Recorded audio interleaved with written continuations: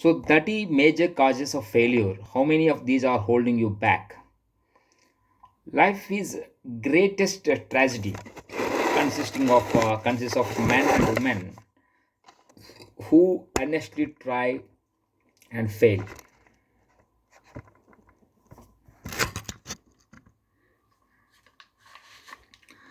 The tragedy lies in the overwhelmingly large majority of people who fail as compared to the few who succeed. Have had the privilege of analyzing several thousand men and women, 98% of whom were classed as failures. There is something radically wrong with the civilization and a system of education which permit 98% of the people to go through life as failures. But I did not write this book for the purpose of moralizing on the rights and wrongs of the world. That would require a book 100 times the size of this one. My analysis work proved that there are 30 major reasons for failure and 13 major principles through which people accumulate fortunes. In this chapter, a description of the 30 major causes of failure will be given. And as you go over the list, check out yourself by point for the purpose of discovering how many of these causes of failure stand between you and success. First, unfavorable hereditary background. There is but little, if anything, which can be done for people who are born with deficiency and brain power. This philosophy offers but one method of bridging this weakness. Through the aid of the mastermind, observe with profit and however, that this is the only one of the 30 causes of failure which may not be easily corrected by any individual. Lack of a well-defined purpose in life. There is no hope of success for the person who does not have a central purpose or definite goal at which to aim. 98 out of every 100 of those whom I have analyzed had no such aim. Perhaps this was the major cause of their failure. Lack of ambition to aim above mediocrity. We offer no hope for the person who is so indifferent as not to want to get ahead of not to want to get ahead in life, and what is who is not willing to pay the price. Insufficient education. This is a handicap which may be overcome with a comparative case. Experience has proven that the best educated people are often those who are known as self-made or self-educated. It takes more than a college degree to make one a person of education. Any person who is educated is not who has learned to get out whatever he wants in life without violating the rights of others. Education consists of not so much of knowledge but of knowledge effectively and persistently applied. Men are paid not merely for what they know, but more particularly for what they do with with that which they know. Lack of self-discipline. Discipline comes through self-control. This means that one must control all negative qualities. Before you can control conditions, you must first control yourself. Self-mastery is the hardest job you will ever tackle. If you do not conquer self, you will be conquered by self. You may see at one and the same time both your best friend and your greatest enemy by stepping in front of a mirror. Ill health. No person may enjoy outstanding success without good health.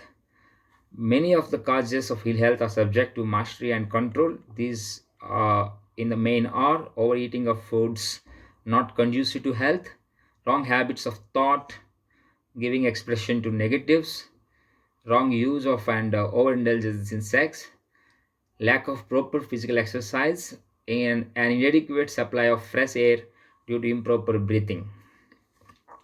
Unfavorable environmental influences during childhood. As the twig is bent, so shall the tree grow. Most people who have criminal tendency acquire them as the result of bad environment and improper associates during childhood. Procrastination. This is one of the most common causes of failure. Old man procrastination stands within the shadow of every human being waiting his opportunity to spoil one's chances of success. Most of us go through life as failures because we are waiting for the time to be right To start doing something worthwhile, do not wait. The time will never be just right. Start where you stand and work with whatever tools you may have at your command. And better tools will be found as you go along. Lack of persistence. Most of us are good starters, but poor finishers of everything we begin. Moreover, people are prone to give up at the first sign of defeat. There is no substitute for persistence. The person who makes persistence his watchword discovers that old man failure finally becomes stride and make his departure. Failure cannot cope with persistence. Negative personality. There is no hope of success for the person who repels people through a negative personality. Success comes through the application of power, and power is attained through the cooperative efforts of other people. Negative personality will not induce cooperation. Lack of controlled sexual urge. Sex urge is the most powerful of all the stimuli which move people into action. Because it is the most powerful of the emotions, it must be controlled through transmutation and converted into other channels. Uncontrolled desire for something for nothing. The gambling instinct drives millions of people to failure. Evidence of this may be found in a study of the Wall Street crash of 29, during which millions of people tried to make money by gambling on stock margins. Lack of a well-defined power of decision. Men who succeed reach decisions promptly and change them, if at all, very slowly. Men who fail reach decisions, if at all, very slowly and change them frequently and quickly. Indecision and procrastination are twin brothers. Where one is found, the other may usually be found also. Kill off this pair before they completely hog tie you to the treadmill of failure. One or more of the six basic fears. These fears have been analyzed for you in a later chapter. They must be mastered before you can market your services effectively. Wrong selection of a mate in marriage. This is a most common cause of failure. The relationship of marriage brings people intimately into contact. Unless this relationship is harmonious, failure is likely to follow. Moreover, it will be a form of failure that is marked by misery and unhappiness, destroying all signs of ambition. Overcaution. The person who takes no chances generally has to take whatever is left when others are through choosing. Overcaution is as bad as undercaution. Both are extremes to be guarded against. Life itself is filled with the element of chance. Wrong selection of associates in business. This is one of the most common causes of failure in business. In marketing personal services, one should use great care to select an employer who will be an inspiration and who is himself intelligent and successful. We emulate those with whom we associate most closely. Pick an employer who is worth emulating. Superstition and prejudice. Superstition is a form of fear. It is also a sign of ignorance. Men who succeed keep open minds and are afraid of nothing. Wrong selection of a vocation. No man can succeed in a line of endeavor which he does not like. The most essential step in the marketing of personal services is that of selecting an occupation into which you can throw yourself wholeheartedly. Lack of concentration of effort. The jack of all trades seldom is good at any. Concentrate all of your efforts on one definite chief aim. The habit of indiscriminate spending. That spendthrift cannot succeed, mainly because it stands eternally in fear of poverty.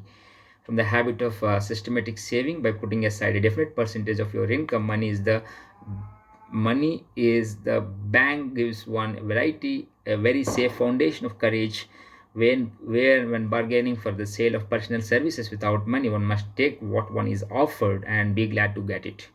Lack of enthusiasm. Without enthusiasm, one cannot be convincing. Moreover, enthusiasm is contagious, and the person who has it under control is generally welcome in any group of people. Intolerance. The person with a closed mind on any subject seldom gets ahead. Intolerance means that one has stopped acquiring knowledge. The most damaging forms of intolerance are those connected with religious, racial, and political differences of opinion.